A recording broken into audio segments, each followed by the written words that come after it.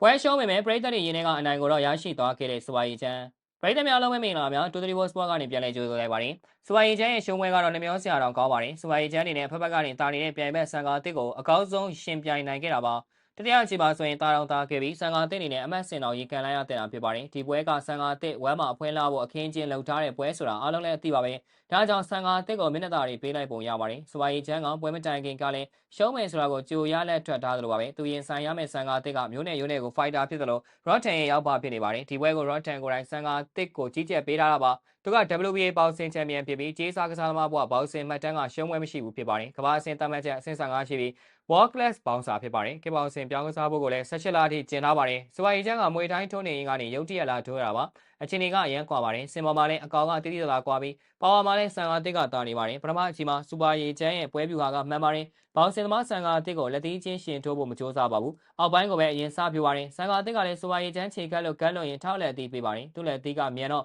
စူပါရီချန်ကိုထိပါတယ်စူပါရီချန်မျက်နှာတွေနန်နေရောဒဲထိုးခံရတာပါကလင်းရှော့တွေကြီးပဲစူပါရီချန်နှိမ့်နေပါတယ်ဒုတိယအချီရတ်တန်ကသူ့ရောက်ဖကိုဖွင့်ထိုးဖို့အချက်ပြလိုက်ပါတယ်ဆန်ကာတစ်ကလည်းတိုက်စစ်ကိုတင်လာတာပါစူပါရီချန်ညာလက်သီးထိပြီးဖင်တိုင်းလဲလို့အမတ်စင်ရေးခံလိုက်ရပါတယ်အဲနောက်စူပါရီချန်ကပြန်ထလာပြီးစိုင်ထိုးပြိုင်ထိုးပါတယ်ဆန်ကာတစ်ကလည်းသူ့အကွက်ထဲဝင်လာပြီးဆိုပြီးအပိုင်းဆောပါတယ်ဒါပေမဲ့အလဲချုံးခံတဲ့အထိမဖြစ်ခဲ့ပဲဒုတိယအချီပြီးသွားပါတယ်ဒီအထိလည်းစူပါရီချန်နှိမ့်နေပြန်ပြီးတတိယအချီလည်းသူ့အလဲဆလာပါတယ်ဆန်ကာတစ်ကဖွင့်ထိုးပြီးချိန်တက်လုံကျသွားပုံရပါတယ်တတိယအချီမှာတိတ်မတွက်တော့ပါဘူးစူပါရီချန်စီးမိလာတယ်စူပါရီချန်ကရှေ့အချီတွေနေထားတာမို့အလဲထိုးနိုင်ဖို့ကြိုးစားလာခဲ့တာပါထင်သလောက်တော့မလွယ်ပါဘူးစူပါရီချန်ရဲ့အမြင့်ကန်ချက်ဆန်ကာတစ်ကိုထိပေမဲ့အလဲထိုးနိုင်တဲ့အထိပါဝါမပါခဲ့ပါဘူးဆန်ကာတစ်ခြေထောက်လက်ထောက်လဲသွားတာကိုကျိုးဝိုင်းတိုင်ကအမတ်စင်မြေလို့စူပါရီချန်နေတာပြန်ပါတယ်ဒါအပြင်ဆန်ကာတစ်ကစီကန်လေးခဏခဏချိုးဖောက်ပါတယ်ပထမအချီတုန်းကစူပါရီချန်အပိုင်ပြေးကန်တာကိုလက်နဲ့ဖမ်းလိုက်ပါသေးတယ်တတိယအချီမှာလည်းလွယ်လက်သည်ထိုးသလိုလိုနဲ့စူပါရီချန်ရှေ့လိုက်ကဲနေတာတီးလို့ပတ်တောင်ကျွေးသွားပါသေးတယ်ဒါတွေကဘောင်ထဲကနေအကွက်မြင်မြင်လှုပ်လိုက်တဲ့ပုံပါပဲစူပါရီချန်ကနောက်ဆုံးအချီထိတာသွားခဲ့ပါတယ်ပွဲကစပလစ်ဒစီရှင်လောင်းနဲ့ပြီးသွားမယ်ထင်ပေမဲ့တကယ်တမ်းမှာတော့